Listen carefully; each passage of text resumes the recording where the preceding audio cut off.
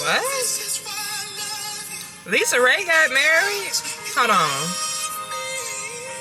She got married again? Baby, that's crazy. Hey y'all. I'm back. And I got my little drink. I got my McDonald's smoothie. Okay, I've been fiending for one of these. What are we talking about today?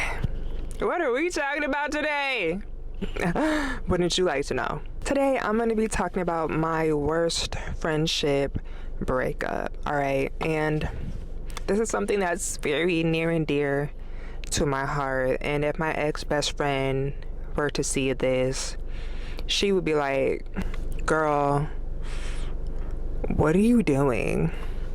If my ex-best friend sees this, I still love you. Okay, but let's get into this. I personally think that like friendship breakups are kind of on par, kind of on the same level as like romantic relationship breakups. I don't know. Well, to me they are. Of course, they don't feel the exact same, but if you really cared about somebody as your friend and they were a very big piece of your life, like, yes, it's gonna hurt when you lose that friend, okay? For me personally, this friendship breakup, it taught me a lot about growing up and maturing. So where do I start? I think I need to go all the way back in time. I think we need to time travel for this. Everything starts back when I was in college. I was in college at a school in Michigan. I had actually transferred there after my freshman year of college because at first I was going to an all-girls HBCU in North Carolina, Bennett College for Women, and I just wanted to transfer because I wanted like a co-ed experience. So I transferred to the school in Michigan, which was thankfully closer to where I was living, which was Chicago at that time. But I was born in Michigan. I was partially raised in Michigan. I have all of my family in Michigan, so it made sense to go to school in Michigan. Okay, I transferred and I met my ex-best friend moving into the dorms. She was my first roommate at that school. When I first met her, what did I think about her? I thought she was really extroverted. I thought she was really pretty. She's a Libra. She knew everybody, basically. She knew everybody on the sports teams. To me, she seemed like a popular person. She seemed cool. At the time, she had already had a close friend. They were like besties. They did everything together. Okay, so when I came into the picture and I was the new roommate, I kind of met them as a unit. And they seemed really, really nice, but we had our first kind of incident. I was the type of person, I was a lone wolf in college, definitely was very independent. I was open to making new friends, but I wasn't like super pressed or nothing like that. Like I was very much in my own head, in my own zone, doing my own thing. Just like trying to get used to the environment, basically. So at one point, my ex-best friend, let's just call her A, okay? Her name is A. A and her best friend at the time kind of like had like an intervention with me or something where they were like, oh, you know, it just seems like your attitude is just off and like we're always happy and you're not, and like your happy is not matching our happy and stuff like that. And I was just like, y'all don't even know me and y'all don't know me enough to know that this is my affect. Like I have an RBF. Okay, it looks like I hate the world and I'm having a horrible time when I'm actually happy. Okay, like, and y'all don't know me well enough to know my personality. So it's like you're sitting me down to tell me what, like, that I have to act like y'all or that I have to do what y'all do and stuff like that. Like, I was like, we kind of got through that. I think they like started to understand that nobody's gonna tell me how to act or nobody's about to tell me how to be. You're not my mom. I'm not like mad at y'all. I don't have a problem with y'all. That I'm cool with y'all. I actually like y'all a lot, you know, and I want us to be friends. After they kind of got to know me more, I guess we started to hang out a lot more. Eventually, me and A got closer and her other best friend kind of like parted ways. So after that first year of us being roommates, right, we chose to move in together again the next year.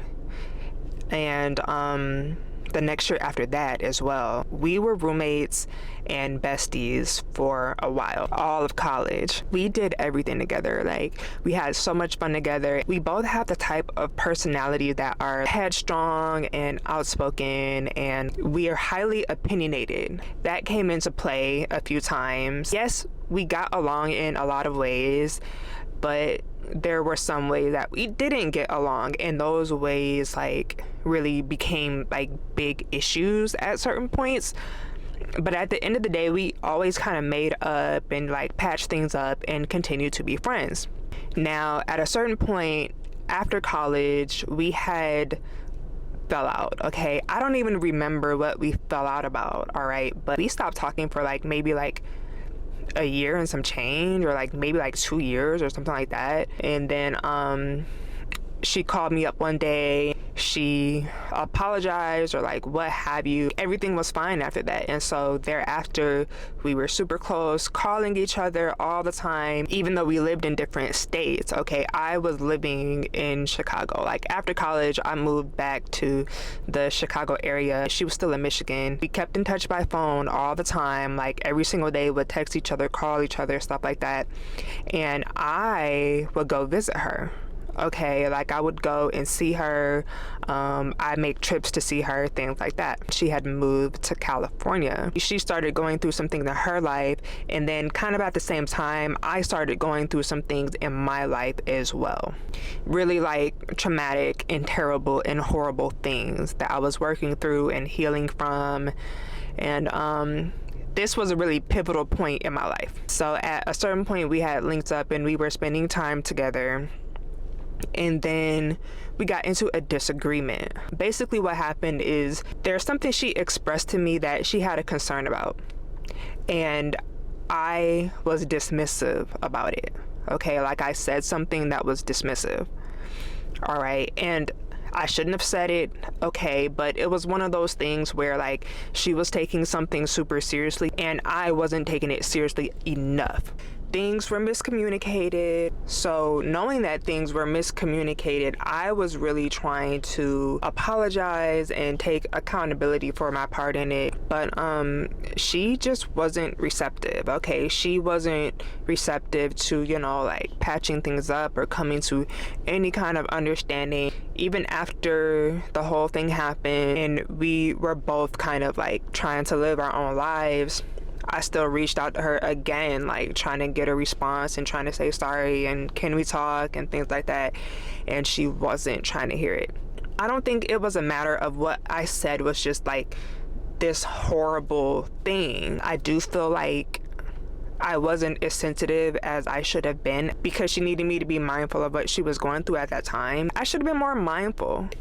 But I'm the type of person, I take accountability, okay? Like if I ever do something that isn't well received, or I accidentally hurt somebody's feelings, or something comes out wrong or something comes off wrong, I'll be the first to admit it. And I'll be the first to be like, you know what, girl, like, yeah, I was wrong for that. I shouldn't have said that. I'm sorry that hurt your feelings, things like that. Because I'm not perfect. There's some times where I totally missed the mark, okay? Like, I'm a human being. But I also feel like everything she was going through in her life, like she was at a space where she chose to just wipe her hands of the friendship. That was out of my control, of course. You know, there's nothing I can do about that if somebody makes that choice. And also, we were at two different points in our lives. We were no longer those college students that did everything together and had so much in common. We were leading two totally different lives and going through completely different things. We both were going through very difficult things, and I think we just weren't really seeing each other at that point in time, and we couldn't really connect properly. We weren't operating from the same headspace. And I tried to get the friendship back. She wasn't fooling with it. Sometimes two people will outgrow each other, okay? And it's for a number of different reasons. It can be for any reason. Maybe we just needed some time not being friends anymore. I don't hold any of this against her. I don't hold it against me. We still had a great friendship regardless. Okay, we still had great times. We still had some special memories together. She was a very pivotal piece of my young adulthood, and I'll always cherish that. the part that hurts the most about losing a best friend like that is that you don't really come across a new best friend that quickly. To have so much in common with the person, you guys both have the same type of humor, like you both just get each other. It's hard to find that in another person. And I have a lot of friends now, but I don't have that one person where I feel like 100% I can call them no matter what and say whatever I want to say, and they're not gonna judge me or like feel some type of way. I feel like maybe I could have that if I wanted it, like if I allowed people the opportunity to be that for me, yeah, but I just really haven't felt open to that. It's something that you have to feel. It's something that has to like form naturally. And not that the rest of my friends are not like wonderful people, but to have that one person that's your go-to person for everything, I don't have that right now. I just have me, okay? Like I just got me and me only. Like, yes, I hang out with my friends, but outside of that, like I'm very much in my own bubble. It could also be that I don't need that person. I don't need that person to go to for all of my problems anymore. I can handle my own problem. I'm at a place emotionally and mentally where I can counsel myself. What else? What else do I have to say about this topic? Now, I think differently about friendship dynamics in a way where I can appreciate the friendship for what it is right now without like depending on it being there forever. Different chapters of your life require different kinds of friends. And I hope that my ex-best friend A is somewhere doing well. I know she's somewhere being gorgeous. I hope she's happy, like I don't feel any type of way about her at all. I respect her, even if she chose to not be my friend anymore. And I'm also not against us one day reconnecting. I see her as a season of my life. All of my friendships are valid and valuable. And all of my friendships have taught me a lot about myself and a lot about how I connect with other people. After that friendship ended, I did think about, okay, Dom, like, what are some ways that you can be insensitive as hell for no reason? Like, I really sat with that and I unpacked that and I said, what are some ways in which you can speak and like hurt people's feelings without intending to? The way I speak sometimes can come off kind of abrasive, and like I'm never meaning to hurt anybody's feelings or to disrespect them unless you've disrespected me. That's it. But if you're my friend and I'm talking to you or I crack a joke or something like that, like I'm not meaning to intentionally harm you. I'm never meaning to do that. Some things I say don't come out the way that I intend them to. I can be very blunt, kind of like too off the cuff, too just saying what's on my mind at that time. Like I used to do that a lot. I have worked on that. Now I'm more intentional about everything I say, okay? Especially when I'm speaking with a friend about something sensitive. I really make sure that I'm not crossing any boundaries, that I'm not coming off too unserious, like if they're serious, I'm serious about it too, you know what I mean? So I really try to stay mindful of how my friend feels while I'm speaking to them, and I handle my friends just so much more gently now than I used to. Like I used to just say whatever was on my mind and I didn't care. I also used to be that type of person where I was like, oh, like you're being too sensitive, like you took it the wrong way and you're being too blah blah blah blah. Like I used to do that, which was wrong looking back on it, because I don't get to tell people how to feel about things that come out of my mouth. Like whatever I say, I have to be responsible for however it may be taken. So that's why now I'm much more intentional and careful about how I speak. Another thing about me is that I'm really such a sweetheart and I don't like to hurt anybody. I don't like to hurt my friends especially. And so knowing that I've hurt my friend because of a moment where I was being careless really, really sucks. Friendship breakups can be really, really hard because you've invested so much time. This person has gotten to know you like they're your family.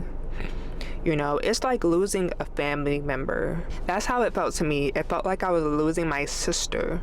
That's hard, you know, to grieve a person that's still living is a very hard thing. Like, just like in a breakup, like you're grieving somebody that's still out here living and doing their thing, and they're choosing to not have you in their lives anymore. That feels horrible. But at the time, I had the maturity to know that all of this is happening for a reason. This had to happen.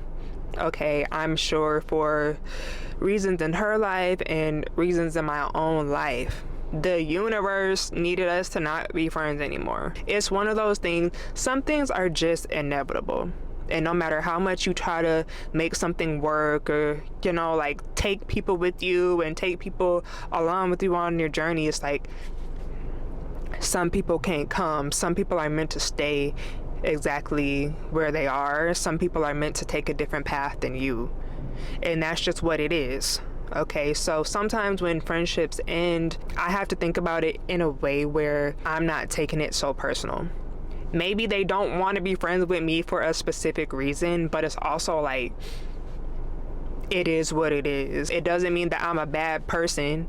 It doesn't mean I'm not lovable. It doesn't mean that I shouldn't have friends. You know what I mean? Just because this person is no longer feeling me like that, it's cool. Because it's people that I've chosen to not be friends with no more. Okay, and I still think they're cool, but they're just not for me no more. And it is what it is. It's no reason to make it a hugely personal thing. Yes, it's personal, but it's not personal at the same time. And I'm not mad that she cut me off. Like, I've cut off so many people. Like people that I actually really did want to be friends with, that I just had to cut off because of like boundaries, or like they were doing something that like really wasn't respectful, and I told them over and over and over again to stop, like stuff like that. Like, I've had to cut people off too, and that's probably how she felt about me. Like, it was just something that I did that just really ticked her off for the last time, and she was just like, F it. I'm done with you, you're done. You know, hey, she has every right to do that, okay? And if she's watching, if she ever watches this, girl, I still love you no matter what. Whether we never talk again, okay? It don't matter to me. And everybody that I'm no longer friends with, everybody that I've ever cut off as a friend, they're still cool too. You just can't be in my life no more, but you still cool. You know what I mean? Like, I don't have anything against anybody that I'm no longer friends with. The only people I have things against are my exes. Okay, like, those are the only people on earth that I will ever like actually hold any type of ill feelings towards. And even most of my exes, I don't. Like, there's only a couple of them in particular that were like absolutely diabolical. Okay, and I think that they should be arrested and under the jail. But the rest of them, they still cool. They're not in my life. I don't talk to them, but they still cool. I don't hold anything against them in a major way. And that's how I feel about everybody. Whatever transpired between us, unless it was something like extremely harmful to me as a person, like something that's unforgivable, then we cool. I don't feel no type of way. I'm completely indifferent. If you're going through a friendship breakup, try to think about it like something that had to happen. Whether you understand it or you don't understand it, know it happened for a reason, and it most likely happened for your greatest good. Not saying that they're bad or you're bad or anything like that. Nobody's bad unless you really did some like egregious activity to your friend, or like vice versa. Some friends just fall off. Some friends just become incompatible over time. Two people change. Two people are growing in their own lives and in their own ways. Okay, friendship breakups are gonna happen. They're just a part of life. I find it helps to have grace for all of the friendships that I've had and think of them as good moments in time, like good moments of the past, good experiences of the past. I try to think about the good moments instead of the fights or arguments. What is the main thing that this friendship contributed to my life at a time where I needed it? is basically what I like to think about. You gotta be open to the lessons. Gotta be open to them lessons, girl. If you had a friendship breakup, you're gonna be okay. Let yourself grieve the friendship. Let yourself be angry. Let yourself, feel whatever you need to feel about it. And it's gonna suck, but it's something that you can get through, okay? And you'll likely have multiple friendship breakups in your life. Get used to them. I'm just playing. Don't think of them in such a horrible way. Think of it as kind of like something that's necessary, like a necessary evil. So I hope y'all enjoyed this one. I don't know, I just hope you enjoyed listening to my story. If you can relate, let me know. If you've ever had a friendship breakup that just really, really pierced you in your heart, let me know down in the comments, girl. I feel you. And don't forget to like, share, and subscribe. All right, I will see you guys in my next video. As always, stay freaking gorgeous, and I will see you in the next one.